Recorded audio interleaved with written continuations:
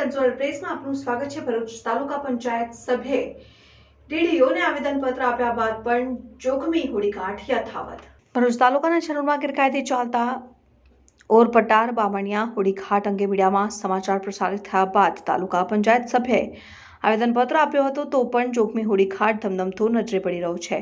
ભરૂચ જિલ્લામાં નર્મદા તટે આવેલ છનોર ખાતે ગેરકાયદેસર રીતે લોકોના જીવના જોખમે ચલાવવામાં આવતા ઓરપટાર બામણિયા હોડીઘાટને બંધ કરાવીને કાયદેસરની તપાસ કરવાની માંગ સાથે તાલુકા પંચાયત સભ્યની આગેવાનીમાં ભરૂચ જિલ્લા વિકાસ અધિકારીને આવેદનપત્ર પાઠવવામાં આવ્યું। ભરૂચ તાલુકા પંચાયત સદસ્ય નીતા માછીની આગેવાનીમાં અન્ય ગ્રામજનોએ ભરૂચના છનોર મુકામે જિલ્લા પંચાયત હસ્તકનો ઓરપટાર બામણિયા હોડીઘાટ જિલ્લા પંચાયતમાં પરવાનાના રૂપિયા ભર્યા સિવાય ગેરકાયદેસર રીતે ચલાવવામાં આવતો હોવાના આક્ષેપ સાથે આવેદનપત્ર આપ્યું।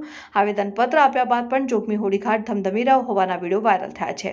જોકે તરસાલી ખાતે બેડાનું આયોજન હોય ફેડાવવાથી બચવા લોકો હોડી મારફતે મુસાફરી કરતા હોય છે, અને હાલ તો વિડીયોમાં સ્પષ્ટ જોઈ શકાય છે કે પહેલા કરતાં પણ વધુ મુસાફરો અને મોટરસાયકલ વધુ જોખમી રીતે લઈ જવામાં આવે છે।